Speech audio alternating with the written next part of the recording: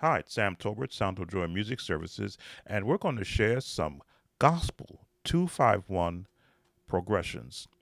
Let's get to the key of C. No scales this time, but we want you to understand that these chords and these notes follow a pattern, almost the pattern of the circle of fourths. Let us demonstrate. In the key of C, knowing that this is the note number one, so the next note over to the one is the two. The fifth note over is the G, and back to the one. Thus, the terminology 251, the 251 progressions. Now, those are single notes, but if you were to give these notes just to the bass hand, and you hear what that change sounds like. So now you want to put a chord with that. Now, some would say the two chord, which is the D minor, should be the one that's used. Then the five chord, and then the one chord. Now that's good from a practice standpoint where you're just getting comfortable hearing what those chords would be in that format. But let's add a little bit more of the jazz-infused chords.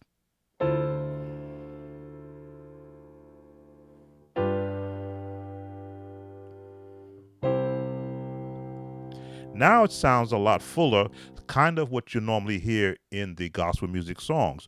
Or this change, real full and fat in the middle.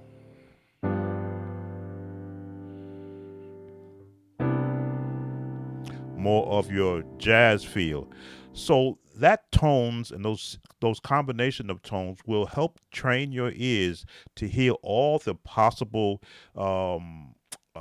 conjectures or different combinations is a better word that you could put with that.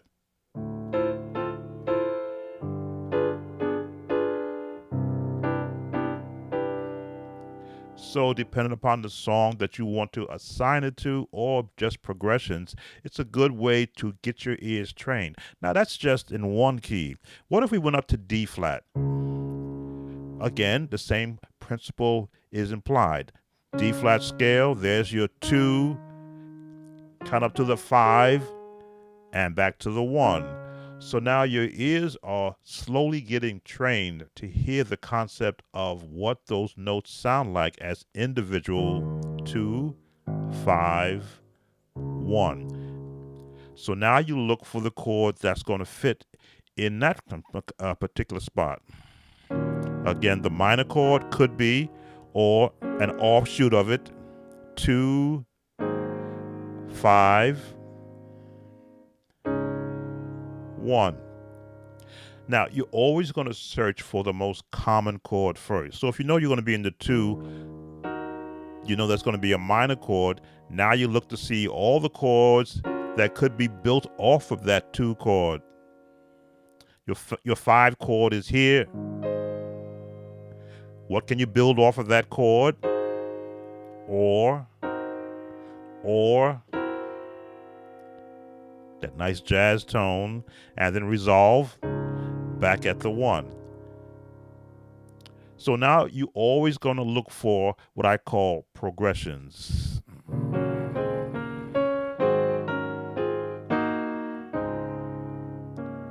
In that same conjecture, how much timing, how much space do you have to be able to fit more chords?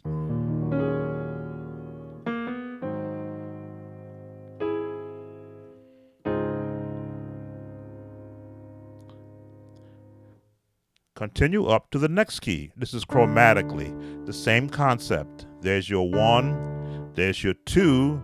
So you know your 2 is always going to be the one full tone up in the major scale.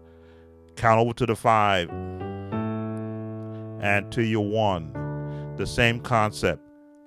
If that's an E, you know it's going to be an E minor. Now build off that chord. You know that the 5 is going to be an A major. Build off that chord. And then, of course, your 1 is going to be the major. Could be, or could be a different change. Depends upon the musician. That's E, D rather. Up to E flat. Again, look at the scale. 2,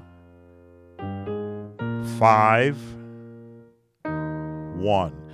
Now, as you become more familiar with the chords, you're going to start to really, as I say, fatten it up.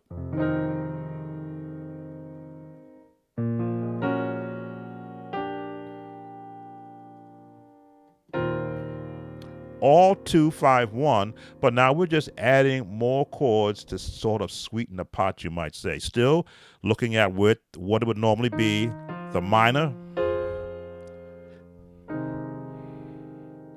Now you say, there's my minor chord there. As you see, when I bridge over, I've got the minor in the middle, but look at all the associative notes I've added on. My chordy app will tell you what I'm playing. There's the minor, which is the normal progression in that family of scales, or chorded scales, you might say, or the number system. Let's see, what haven't I not tried? There we go, this change. Now we're going to switch the 1 to a minor, which is what you're going to hear a lot in gospel music. Now we've got a pattern. 2, 5, a different pattern on the 1, to the 4. So these chord changes, they're all related. And once you begin to understand what they sound like, now you can associate more chords. Key of E, which no one likes to play in, let alone practice in, but 2, 5, 1.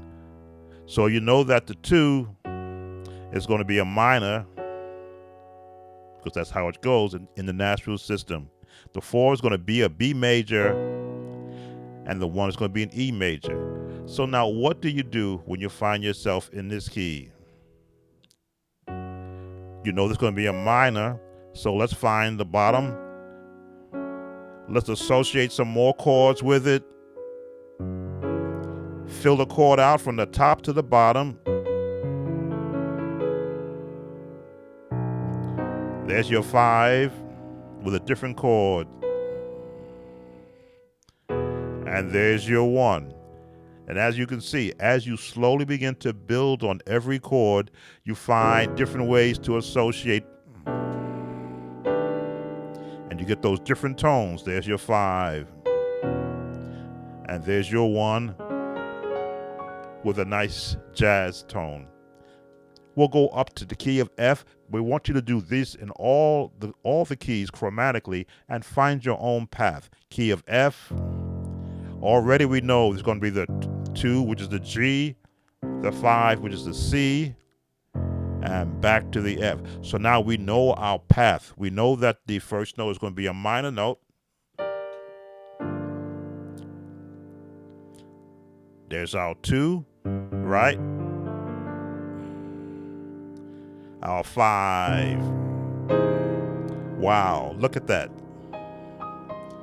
Look at where our 5 is. For those who like that tritone.